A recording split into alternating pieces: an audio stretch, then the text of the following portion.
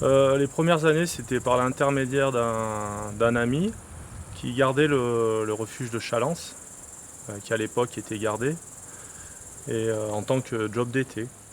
Et il n'y avait pas énormément de fréquentation, donc j'allais souvent le voir et lui préparait l'examen pour être guide de haute montagne, donc on faisait pas mal de montagnes, et puis comme ça nous permettait de rester ensemble là-haut. Voilà, c'était un ami d'enfance.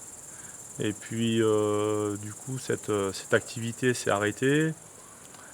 Donc j'ai essayé de rester dans la vallée, parce que mes grands-parents sont natifs de la vallée, donc je suis assez imprégné ici.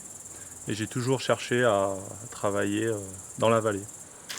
Donc j'ai fait quelques années dans des parcours acrobatiques là, avec un autre collègue. Et puis ce même gars m'a proposé une année d'aller à Chabournéoud. Donc on s'est associés et on est resté 8 ans là-bas. Et après, donc on a eu l'opportunité d'aller au refuge du pigeonnier, parce que le gardien était en retraite, un ancien gardien, là, Georges Perrier, qui a arrêté. Voilà, donc on a essayé de lui succéder. Et j'ai fait 5 ans là-haut. Et là, j'ai dû arrêter à cause des soucis de santé. Chalence, bon, il y avait 15 places. Donc à l'époque, il n'y avait pas de portable. Donc c'est le gardien de Xavier Blanc. On avait un horaire et on faisait une communication radio et il nous disait bon bah demain vous en avez tant, demain là tant. Donc c'était vraiment. En fait on voyait presque les gens arriver par le sentier quoi. C'était sympa. Après à Chabournéoux, bon c'était un peu plus famille, il y avait une cinquantaine de places, donc c'était une autre gestion. Et puis le pigeonnier, plus grosse capacité, mais plus agréable à travailler parce que entièrement rénové quoi.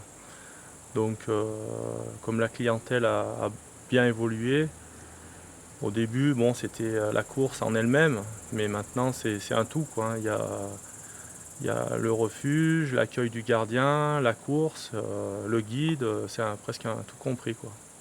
C'est fini maintenant de coucher sur une botte de paille quoi. À part dans certains refuges encore, mais c'est rare.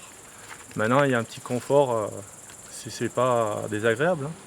Le petit cheminement là, que j'ai fait par Challenge, Chabournéoux, Pigeonnier,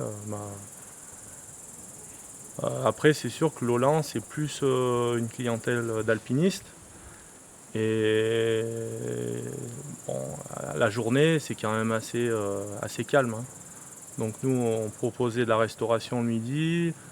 Il y avait quand même des familles. Donc c'était... parce que Lolan, bon, bah, voilà, il y a 1200-1300 mètres. On ne peut pas le faire à trois avec des enfants, quoi, avec des gamins. Bon, nous, on a toujours été imprégnés de ces montagnes. Gamins, on venait là. Et puis c'est vrai qu'étant saisonnier, moniteur de ski l'hiver, l'été, ben, il faut essayer de trouver quelque chose dans la vallée, quoi. Un refuge comme Lolan, il a été construit pour recevoir environ 70-80 personnes. Et maintenant, à part peut-être une fois ou deux quand il y a la nuit des refuges, ça ne justifie pas de faire un bâtiment à cette taille, quoi.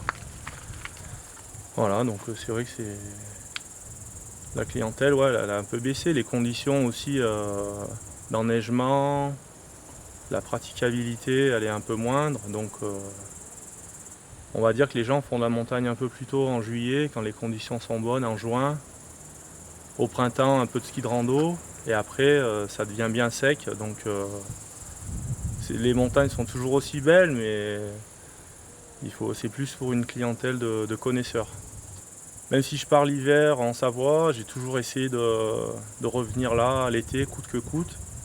Donc moi, les grands-parents étaient agriculteurs, toujours fait les foins, tout ça. Ça m'a même tenté de reprendre la ferme, mais bon, on m'en a convaincu du contraire. Donc je les en remercie, hein. Mais voilà, ça aurait été une belle aventure. Pourquoi pas, on ne sait pas, un jour, hein, peut-être, on verra. Quand j'avais 15-16 ans, les parents nous ont toujours promenés en montagne. Et puis bon, bah, à 15-16 ans, on avait envie d'aller toujours un peu plus haut. Et on a profité des courses collectives qu'on appelait, qui étaient au bureau des guides. Et puis on a pu faire les Rouys, le Josselme, et après on a eu envie d'aller à Lolland. Là j'entends que des fois ils essayent de refaire un peu ces camps de jeunes là. Il y a beaucoup de jeunes de la vallée qui peut-être un jour prépareront le diplôme de guide. Et du coup c'est vrai que c'est sympa qu'il y ait encore ces petits camps là de jeunes qui font de la montagne, quoi.